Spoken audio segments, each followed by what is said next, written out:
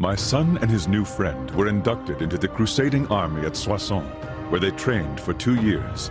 There they met soldiers from the armies of the High Barons, Thibaut de Champagne, Simon de Montfort, Renaud de Chatillon, and of course, Boniface de Montferrat and his commander, Baudouin de Flandre, who had come to swell the ranks of the Crusade.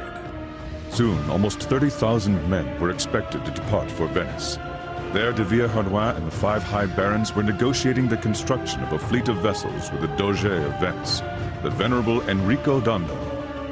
Thibaut de Champagne, having been the first to sound the call for the Crusade, was determined to be the strongest candidate to lead it. Alas, he never had the opportunity to command the Holy Army, as he died in May of 1201. No sooner was he laid to rest than a replacement was sought. Boniface de Montferrat was a charismatic leader, and his ability to be at the right place at the right time made him a man who could be counted on. With the influence of Baudouin de Flandre, he garnered favor and was chosen as the new commander of the Fourth Crusade.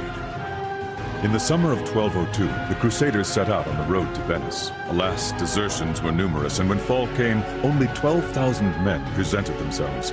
Even after a noteworthy collection from every Crusader, the High Barons were still 34,000 marks short, a sum necessary to pay the Venetians, who had invested heavily in the construction of the Crusade's fleet. A shrewd businessman, Doge Enrico Dandolo offered the Crusaders an interesting way to settle their debt. For several years, Venice had struggled to maintain its control over Zara, a Croatian harbor loyal to the King of Hungary. Dandolo offered the Crusaders extra time to make good on their payment, under the condition that they helped the Venetians reclaim Zara. The High Barons were conflicted. Some refused to raise their swords against other Christians, but with the risk of losing their investment and the fear of failing to reach Jerusalem, they agreed to besiege Zara. The Crusade had just merchandised itself for the first time, straying further away from its holy cause. In the midst of these proceedings, Boniface de Montferrat managed to discreetly leave the Crusades on personal business in Rome. There he secured a secret audience with the Pope. I would only learn what transpired there a long time later. As for Dens, aided by his unlikely Spanish friend, he was only beginning to prove his value on the battlefield.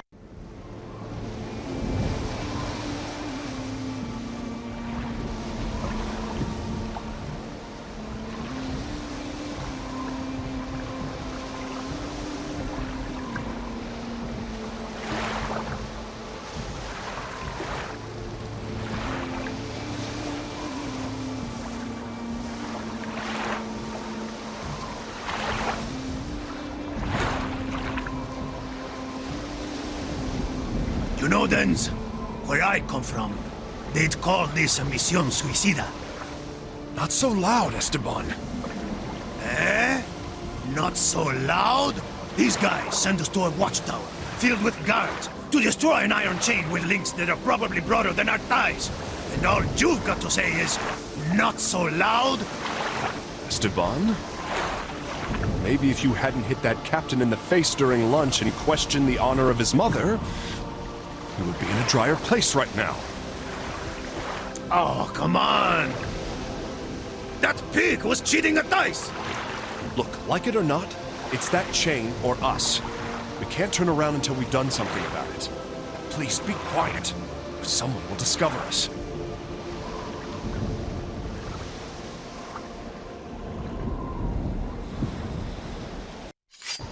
Esteban, this way. Help me up.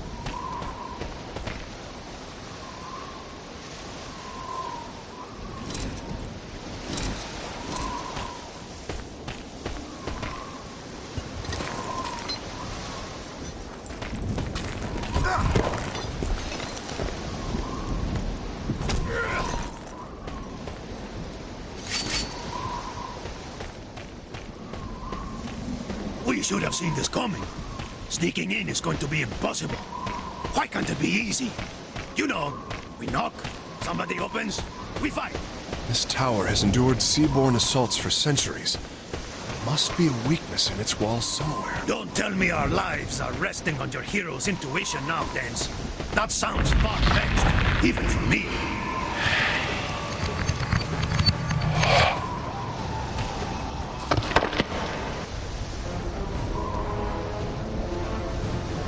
What was that? It's the changing of the guard. Kill them all! If we make it out of this alive. I promise I'll never cheat again. What? I thought it was him who was cheating. Details. Damn it, Esteban, if we weren't as strong as 20 of these guys, I'd be really angry right now. I think we should try heading up. Let's climb.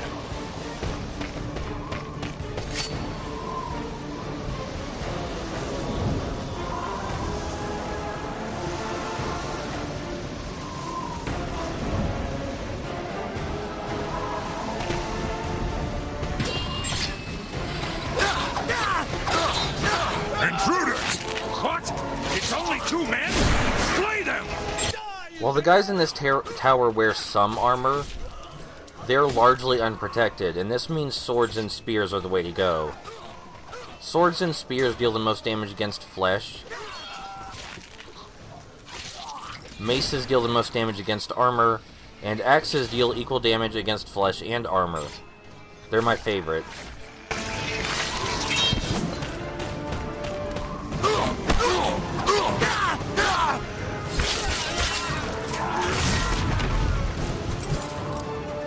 Lieutenants, these are the ballistas the captain told us about. How did you propose we destroy them? Let the cruise do its worst. Die, dogs! We've seen shields before, but this level is the first time we're actually going to use one. And I do prefer having one when we can, because they are very useful. In the early stages you end up curb stomping a lot of enemies, but that will change soon enough. Not in this level, but soon enough.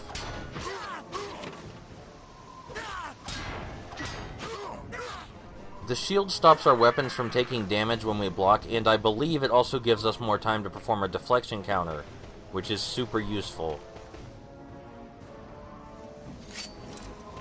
You might notice that all of the weapons have different names, and yes, they do all have different stats. No, I do not know what those stats are. I could not tell you the difference between a Defender's Great Sword and an Exotic Great Sword. And I don't think anyone could. Even though maces are really useful against armor, they're not often available. Obviously because they're really useful against armor.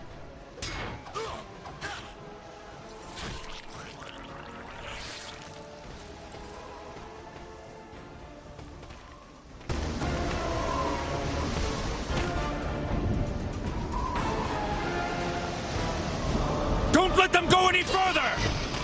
So this game would be almost unplayable if all of the enemies attacked you at the same time. Now, a great number of them do attack you at the same time, but never all of them. This is good for game design purposes, but in universe this means a lot of soldiers just stand around doing nothing.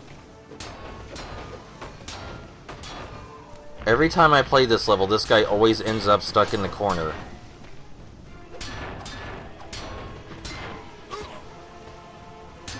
Every time. And every time I play this level, Esteban always ends up getting stuck in the doorway. And we have to shove him. Excuse me.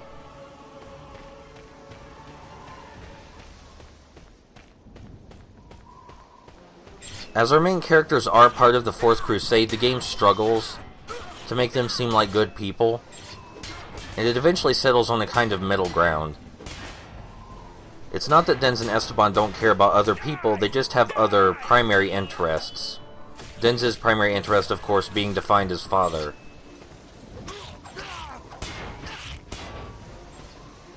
All heavy weapons are pretty much objectively better than medium-sized weapons, no matter what they are.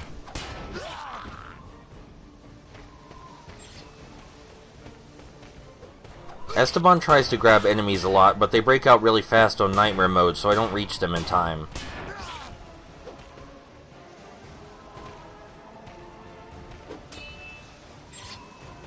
The enemies have just as much leniency with their deflection counter as you do with yours. Gotta keep that in mind. Look, you were right. The chain's mechanism is behind that grate, but it's the only way in. Locked. We're not getting through this way. Let's go around and find another entrance. Trust me.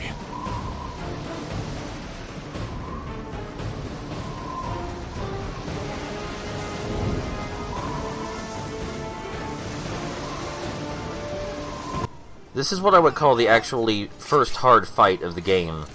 It's a big open area, enemies can attack from any direction, and they attack often. The tower is under attack! They make it this far! There must be more than two of them. Get word to the town that the tower is under siege!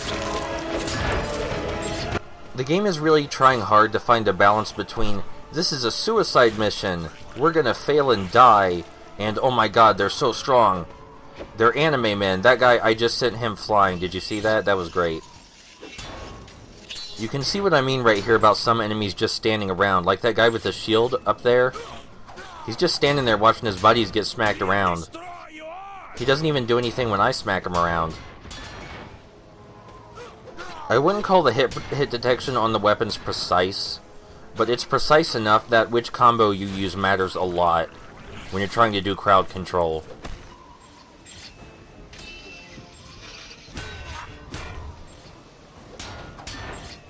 If you don't use the right combo, none of the enemies will be stunned ever, and you'll just be constantly defending. And defense is the most important thing, but you have to attack sometime.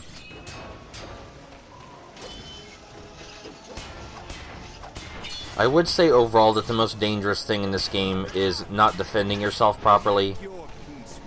There's a lot of times where you think, I can take that guy on, and no, you really couldn't. That shield went flying, but let's pretend the physics aren't bugged. So, it's kind of a miracle to me that I still have interesting things to say about the gameplay. It's not that the gameplay ever gets boring or anything, at least to me, but there's not a lot to say about its design beyond the weapons and what they do.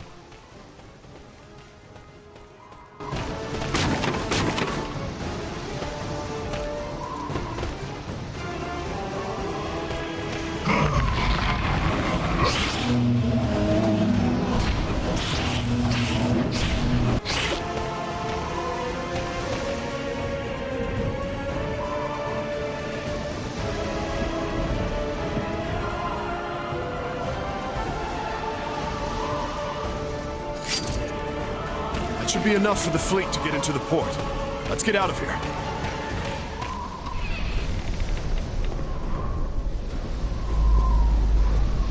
My God! It's a slaughter! This is war!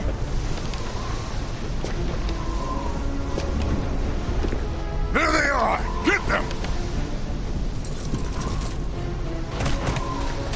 Esteban, flank him! Esteban do this, Esteban do that! I never catch a break! Don't worry though, there's going to be plenty to talk about still.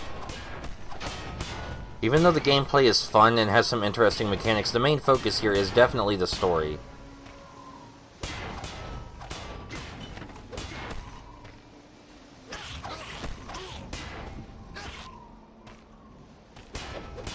The main gate is open! Let's get back to the boat, Esteban!